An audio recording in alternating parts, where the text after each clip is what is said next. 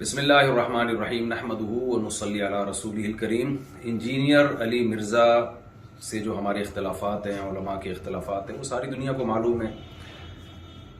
جناب انجینئر علی مرزا کے نظریات سے ہم متفق نہیں ہیں، میں جہلم بھی گیا اسی سلسلے میں، لیکن جب تک دلائل کا جواب دلائل سے چل رہا تھا معاملہ ٹھیک تھا۔ اب ایک فتویٰ آیا ہے سامنے جو بڑا پھیلایا جا رہا ہے، ایک مولانا صاحب کی طرف سے فتویٰ دیا گیا کہ جی انجینئر صاحب کا قتل جائز ہے۔ تو میں اس اپنی دینی ذمہ داری سمجھتا ہوں کہ ہم اس فتوے سے بالکل متفق نہیں ہیں، اور جتنی بھی میری بڑے علماء سے بات ہوئی ہے، جہاں تک میری رسائی تھی، جن سے میری بات چیت ہوئی ہے، وہ کوئی بھی اس فتوے سے متفق نہیں ہے۔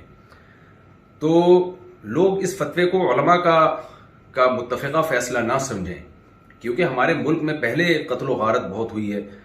یہ شرعاً کسی کو اجازت نہیں ہے اس کی کہ کسی بھی شخص کو اٹھ کے وہ قتل کر دے۔ انسانی جان کا قتل، چاہے وہ کسی بھی مسلک سے ہو، کسی بھی فرقے سے ہو، کسی بھی مذہب سے ہو، ہم اس کا قتل جائز نہیں سمجھتے۔ پاکستان میں قانون بنا ہوا ہے کہ کوئی بھی صحابہ کرام کی بے ادبی کرتا ہے یا گستاخی کرتا ہے تو قانون بنا ہوا ہے۔ تو یہ سپریم کورٹ کا کام ہے، ہائی کورٹ کا کام ہے، جج کا کام ہے کہ وہ یہ فیصلہ کرے کہ کون گستاخ ہے اور کون گستاخ نہیں ہے، اور اس بیس پہ جو بھی پاکستان کا لا ہے، قانون ہے، وہ نافذ ہونا چاہیے۔ لیکن یہ جو ایک فتویٰ دیا گیا ہے کہ جی اٹھ کے قتل کر دیا جائے، یہ بالکل ٹھیک نہیں ہے۔ میرے بیسیوں اختلافات ہیں انجینئر علی مرزا سے، میرے کیا، اہل سنت والجماعت کے علماء انجینئر علی مرزا کے عقائد کو درست نہیں سمجھتے، لیکن قتل و غارت کے فتوے دینا، انسانی جان غیر محفوظ ہو جائے ہمارے ملک میں، یہ بالکل جائز نہیں ہے۔ ہم اس کی پرزور مذمت کرتے ہیں، اور اس کو علماء کا فتویٰ نہ سمجھا جائے۔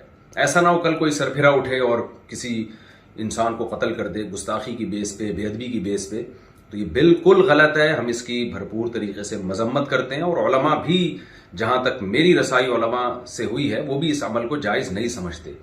تو ملک میں امن کی کوشش کریں، اور دلائل کی دنیا میں رہ کے ہی بات کی جائے گی، اس سے آگے بڑھنے کی کوشش نہ کریں، قانون اپنے ہاتھ میں لینے کی قطعاً کوشش نہ کریں۔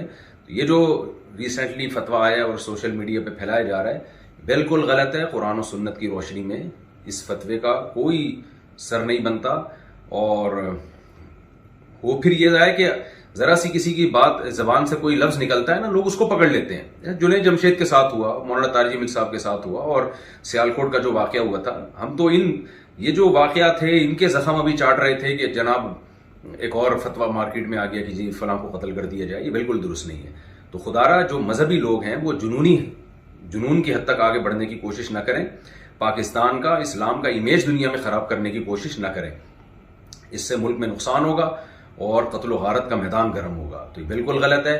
لہذا میں ابھی نیچے آیا ہوں گھر سے اتر کے، صرف اس کلپ کو ریکارڈ کروانے کے لیے، کیونکہ مجھے نہیں معلوم تھا کہ اس طرح کا سوشل میڈیا پہ کوئی فتویٰ پھیلایا جا رہا ہے۔